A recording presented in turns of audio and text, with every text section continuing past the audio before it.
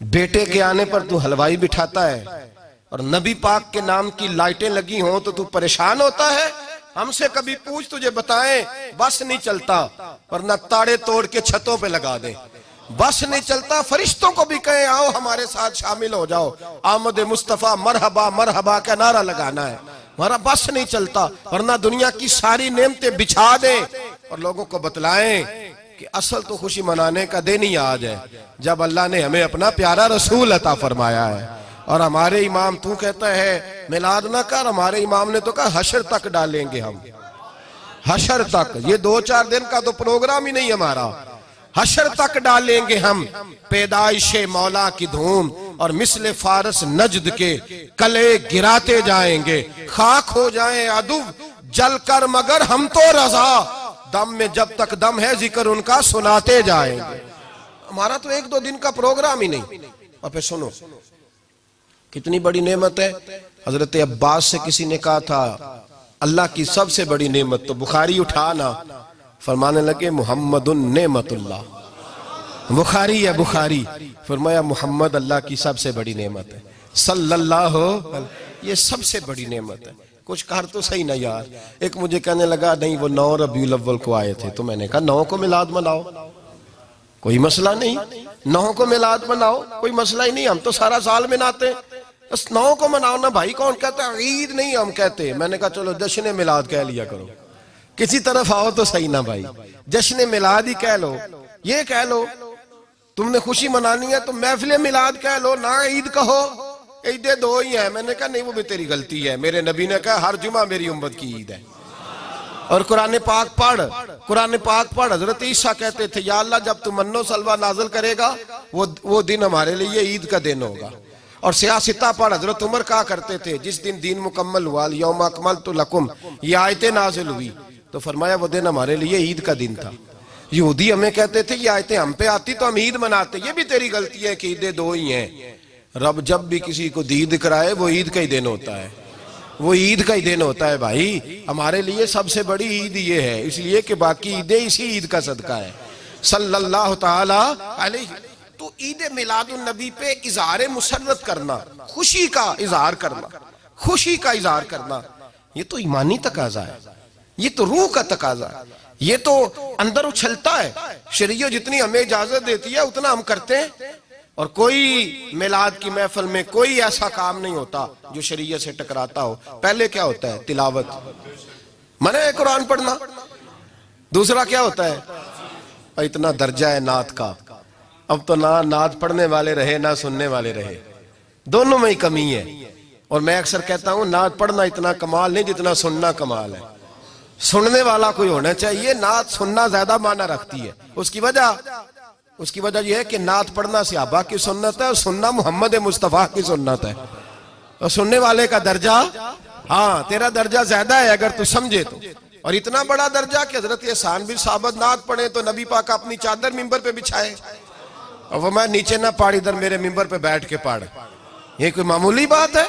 रसूलुल्लाह की नात सुनना, बलगल उलाबे कमाल ही कशफत दुजाबे जमाल ही हसनत जमीयो।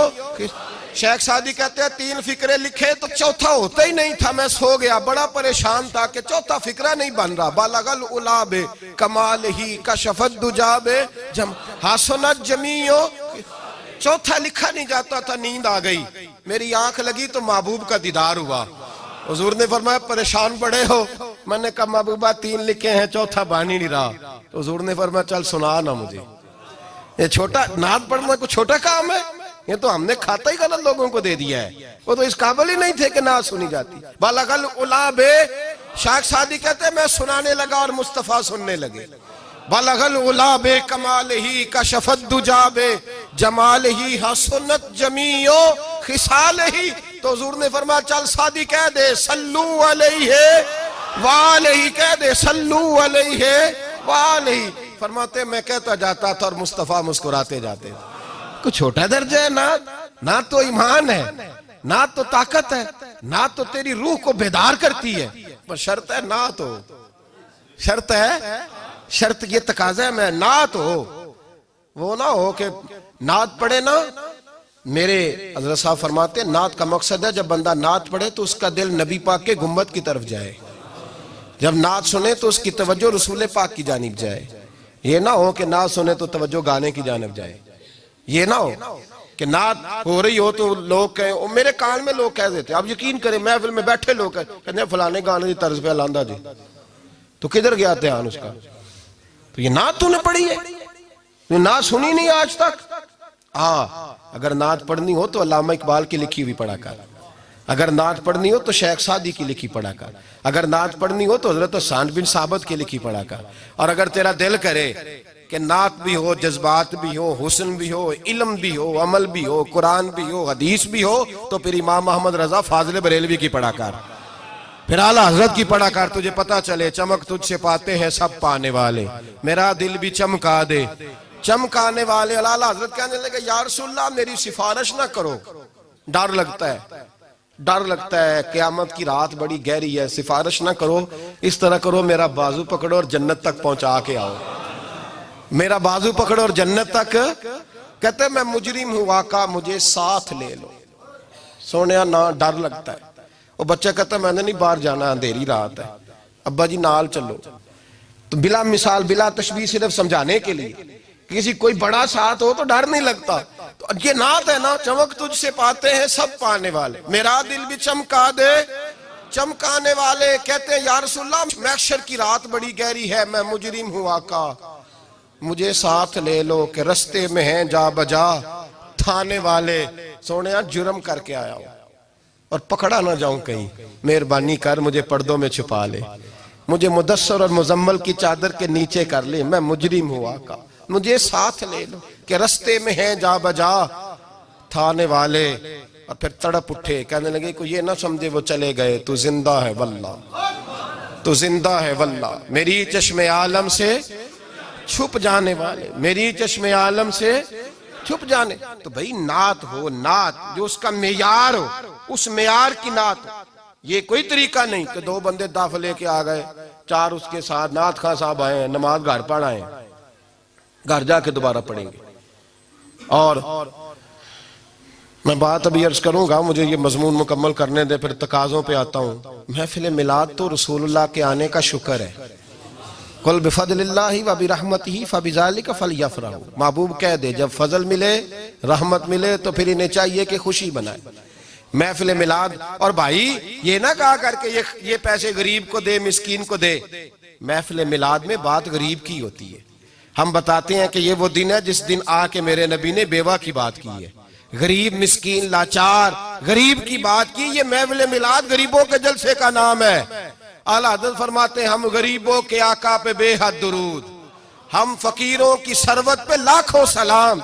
ये मिलाद गरीबों मिस्कीनों यतीमों बेवाओं के नाम का जलसा है। शिकवा है मुझे उस जलसे से।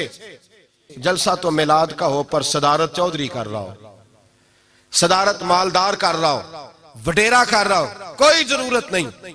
जलसा मिलाद का हो तो सदारत किसी गरीब को करनी चाहिए, माड़े को करनी चाहिए। वरना जरूरत क्या है, जो हुजूर के मिलाद में आए हैं वो सारे मेहमान खुसूसी है, कोई अर्ज नहीं, कुछ नहीं होने लगा, कोई नहीं खा जाता।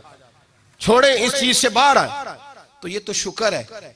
और ये तज़किरे जितने मिलाद के तज़किरे होंगे उतनी गरीबों की बात होगी, उतनी इस्लाम की रूह की बात होगी, बेवा की बात होगी।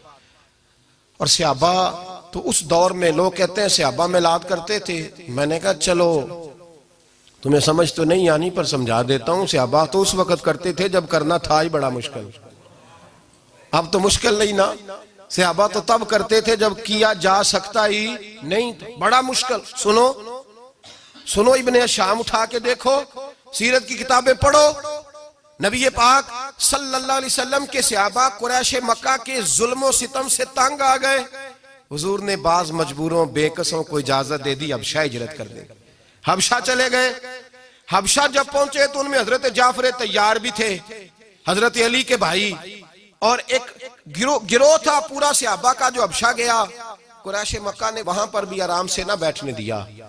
पीछे से कुछ सरदार गए, जाके छेड़ा, कहा ये हमारे भागे हुए गुलाम है, हमारे बुतों को बुरा कहते हैं, नया दीन इन्होंने अख्स कर लिया है, हमारे हवाले कर दो।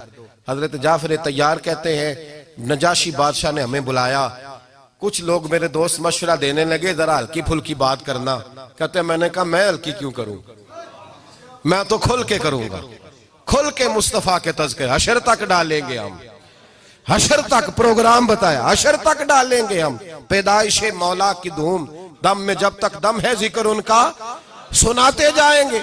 फरमाया मैं हल्की बात नहीं। हजरत जाफर ने नजाशी बादशाह के दरबार में खड़े हुए, इस्लाम की गुर्बतों का आलम, गुर्बतों का, अभी मक्के में रहने को जगह नहीं, मक्के वाले सताते, मदीने हिजरत हुई नहीं, हबशा गए तो वहां पहले ही काफिर पीछे पहुंच गए। इतने कठिन हालात, इतने बुरे और कड़े वक्त में नजाशी के दरबार में जब नजाशी बादशाह ने जनाब जाफर से पूछा कि ये कहते हैं तुमने दीन बदल लिया है, तुम बागी हो गए हो, नए रास्ते पे लागो हो, बताओ।